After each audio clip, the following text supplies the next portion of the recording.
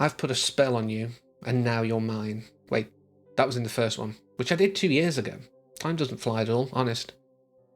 But I've heard a lot about this film, and I wanted to give my own thoughts. I didn't think I'd be doing it quite now. Last night we watched the first one, this, and then Donnie Darko was a palate cleanser. So I've shelved my plans for this week, and moved this up, and yeah, we're going to talk about Hocus Pocus 2.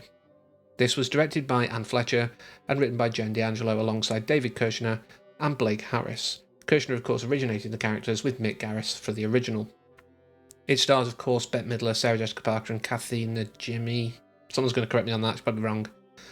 As well as Doug Jones, Tony Hale, Sam Richardson, a few others who did some good turns and some terrible ones. But they're very quick, like I always do for stuff that's fairly new out. Very quick, back of the box, should you watch it. If you love the first one and you want to see the Sandersons again, yeah, okay.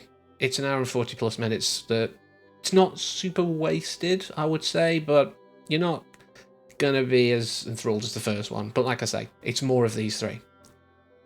If you weren't a big fan of the original, then I think that's pretty much a given. You're probably not going to enjoy this unless there are particular actors in this that you really like and you'll watch anything they're in. So yeah, unless you've got an attachment, you can skip it. That's the back of the box, spoiler free.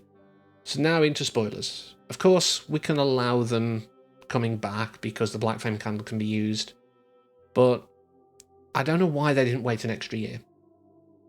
A 30th anniversary would have been better. I mean, I know they're all getting older, like we all are, but I'm sure they'd have been around another year. But still, there was a lot to enjoy in this. Any moment that these three were on screen, and I feel awful for obscuring Bette Midler, but any moment that these three were on screen was a delight. They absolutely shone. They embodied the characters so well, although the weight loss of one of the sisters, I'm sure you can guess which one, was really noticeable, and she looks so much older than the rest of them do, or comparatively older than the first one. But yeah, I mean, they stole the show. They are the core reason for its existence. Without them, it wouldn't happen, without terrible recasting that no one would be happy with. So yeah, these three really made it. Sam Richardson playing Gilbert, I think he did decent with what he had to work with. Doug Jones, of course, is always a delight, and it's nice to see that he's still as slender as he was back then. And that's about all the good, unfortunately. The main characters of Becca and Izzy and all of them, I didn't care for them. In a film, your protagonists should be people that you care for, that you're rooting for, that you want to succeed, that you enjoy seeing on screen. Thora Birch had that. Omri Katz had that. These don't, unfortunately. There's just nothing that enabled me to connect with them in a meaningful way. I really did not give a damn, basically. Like I say, the main focus for me was these three, and everything else in the film just bored me for the most part.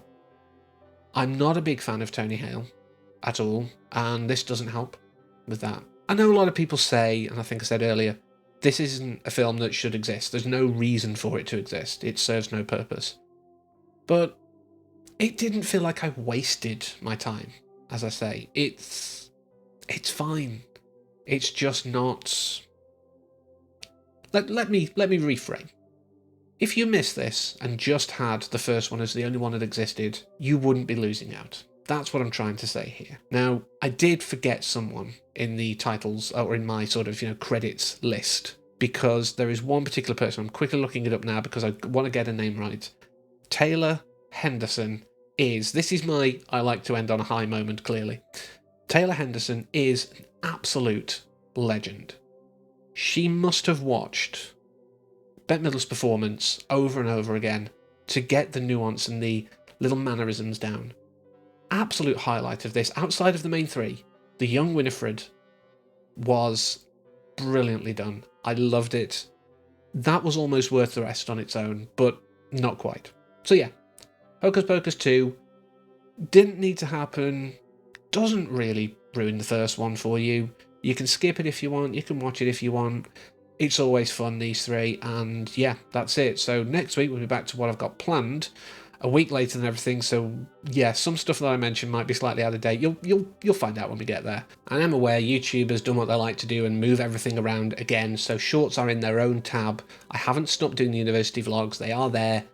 And yeah, there's channels that do too many shorts, and I understand it, separating them does make sense, but just in case you're confused, they're over there.